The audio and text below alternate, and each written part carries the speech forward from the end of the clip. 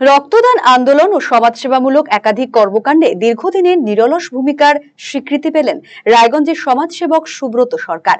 সদ্য ভুটানের থিম্পুতে আয়োজিত আন্তর্জাতিক অনুষ্ঠানে সেকেন্ড ইন্টারন্যাশনাল অ্যাচিভার্স অ্যাওয়ার্ডে ভূষিত হলেন তিনি। এই সাফল্যে গর্বিত রায়গঞ্জবাসী। 1995 সাল থেকে শুরু করে 2025 সাল পর্যন্ত টানা 30 বছর ধরে রক্তদান আন্দোলনের সঙ্গে নিবিড়ভাবে যুক্ত সুব্রত বাবু নিজে রক্ত দিয়েছেন 106 বার। শুধু নিজে রক্তদান করেই থেমে থাকেননি, গড়ে তুলেছেন একাধিক রক্তদান শিবির, উদ্বুদ্ধ করেছেন অসংখ্য মানুষকে। বিশ্বকে থ্যালাসেমিয়া মুক্ত করার শপথ নিয়েছেন তিনি।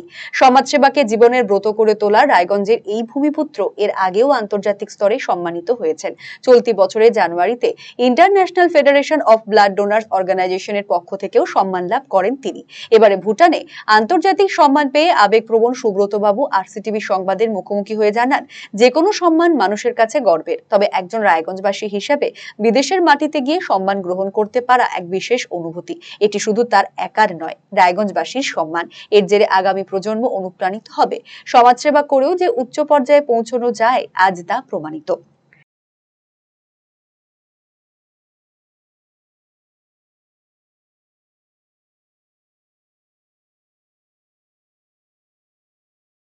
মূলতই রক্তদানের জন্য, রক্তদান আন্দোলন, রক্তদান নিজে স্বেচ্ছায় করা, এই বিষয়ের উপরেই দিচ্ছে। এবং সামাজিকভাবে আমি 30 বছর ধরে যে কাজ করছি সেই কাজটার স্বীকৃতি স্বরূপ। আপনি নিজে কতবার রক্ত দিয়েছেন? আমি 106 বার রক্ত দিয়েছি। এবং এই কারণে international federation of blood donors organisation, সারা পৃথিবীর যে ব্লাডের সংগঠন, তার যে প্রেসিডেন্ট ডাক্তার শাহাবুল মালিক এই বছরই 2025 সালের 12 জানুয়ারি গুজরাটের আহমেদাবাদের রেড ক্রস ভবনে আমাকে ইন্টারন্যাশনাল মেডেল প্রদান করেন, সর্বোচ্চ সম্মান।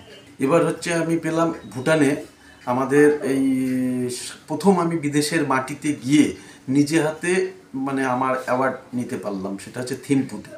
এটাও দিচ্ছে ওই একই যে রক্তদান আন্দোলনে দীর্ঘ 1995 সাল থেকে 2025 30 বছর ধরে একটানা রক্তদান আন্দোলনের কাজ করে যাওয়া, এবং সেইখানটায় প্রায় 10,000-এর উপর ছেলে মেয়েকে আমাদের এই রক্তদানে উদ্বুদ্ধকরণ করা, এবং প্রায় 1000-এর মতন রক্তদান শিবির করা।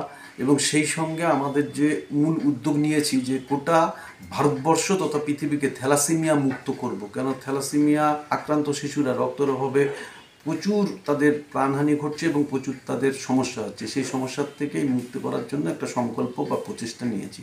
এটাতেই আমাকে আজকে সারা বিশ্বের সেখানে ভারতবর্ষ ছাড়াও ভুটান, নেপাল এবং বাংলাদেশের প্রতিনিধিরা আসছিল, এবং সেই মঞ্চে আমাকে এটা দেওয়া।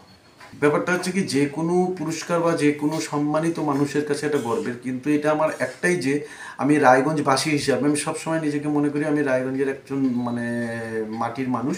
সেই জায়গায় দাঁড়িয়ে একটা বিদেশের মাটিতে গিয়ে এত মানুষের মাঝে আমাকে যখন সম্মান দেওয়া হলো, তখন আমি মনে করি যে আগামী প্রজন্ম তারা নিঃসন্দেহে উৎসাহিত হবে। কেননা এই যে সমাজসেবা কাজটা সকলের কাছেই একটা অবহেলিতর মতন, যে এই তো নিজের খায় বনের মস্তান। সেই জায়গায় দাঁড়িয়ে আজকে সমাজসেবা করার পরেও যে এই উচ্চ পর্যায়ে যাওয়া যায়, সেটা আজকে প্রমাণিত হয়। রায়গঞ্জবাসীদের জন্য সুখবর, যারা দীর্ঘদিন ধরে জয়েন্টের ব্যথা এবং হাড়ের সমস্যায় ভুগছেন, তাদের জন্য রায়গঞ্জ দিশারিতে আসছেন আর.এন. টেকর হাসপাতালের জয়েন্ট রিপ্লেসমেন্টে ভারত বিখ্যাত অস্থিরোগ বিশেষজ্ঞ doctor Barun Dutta, MD, DNB. এখন থেকে প্রতি মাসের নির্দিষ্ট দিনে ডাক্তারবাবুকে দেখাতে আজই যোগাযোগ করুন দিশারি হেলথ কেয়ার, উকিলপাড়া, রায়গঞ্জ শাখায়। যোগাযোগ করুন 7477785509, 7477785512 এই নম্বরে।